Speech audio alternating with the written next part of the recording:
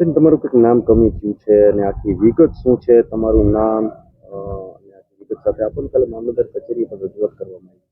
જી sir, મારું નામ બાલાપરિયા સાહેલબેન છે. હું 25 વડિયા 4 ના BLO છું. મારા ભાગમાં જ મારું નામ હાલ ચાલી રહ્યું છે, પણ કોઈ યોગેશભાઈ ગણાત્રા નામના વ્યક્તિ છે જેને મારા નામ સામે વાંધો ઉઠાવ્યો છે અને કહેલું છે કે હું અહીંયા રહેતી નથી અને કાયમી માટે સ્થળાંતર થયેલી છું. પણ છેલ્લી 3 પેઢીથી અમે લોકો વડિયામાં જ રહીએ છીએ અને અમારી આ ત્રીજી પેઢી વડિયામાં હાલ અત્યારે અમે તમામ ગવર્મેન્ટ કર્મચારીઓ છીએ. મારી બેન છે યાસ્મીન બાલાપરિયા તાલુકા પંચાયતમાં, જેનું નામ પણ કમી થઈ ગયેલું છે. મારી નાની બેન છે શબાનાબેન બાલાપરિયા, જે હાલ કુકાઓમાં શિક્ષક તરીકે વર્ક કરે છે, તેમનું પણ નામ કમી થઈ ગયેલું છે. મારો ભાઈ GABમાં વર્ક કરે છે રફીકભાઈ બાલાપરિયા, તેમનું પણ નામ કમી થઈ ગયું છે. અને જાવેદભાઈ બાલાપરિયા, જે હાલ એક ન્યૂઝ ચેનલના એડિટર કે એન્કર છે, એ પણ એનું નામ પણ કમી થઈ ગયેલું છે. અને મારા ફાધર 75 વર્ષના છે, એમનું નામ એ કમી છે. બાલાપરિયા અમારી અટક છે. બાલાપરિયા કુટુંબ અમારા 42 સભ્યો છે.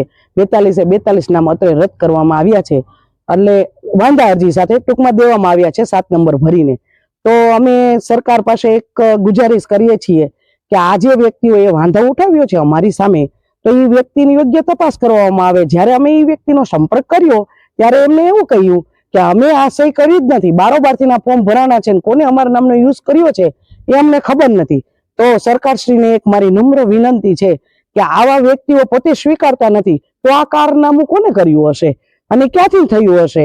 તો પછી એની યોગ્ય તપાસ કરે, નિરપક્ષ નિર્ણય આપે અને એની તમામ પ્રકારની જે જવાબદારી છે કે આ નામ કમી કરવાના 7 નંબરના ફોર્મ જે ભરેલા છે અને કોને ભર્યા છે એ જવાબદારી કોણ લેશે? એમ તમામ પ્રકારની જવાબદારી જ્યારે આપણે કોઈ પણ વ્યક્તિ છે એની હોવી જોઈએ, એનું નામ છે, તો એ લેવા તૈયાર નથી. તો આ જવાબદાર વ્યક્તિ કોણ હશે આની પાછળ? એની યોગ્ય તપાસ થાય, મારી એટલી બસ સરકારને નમ્ર વિનંતી છે.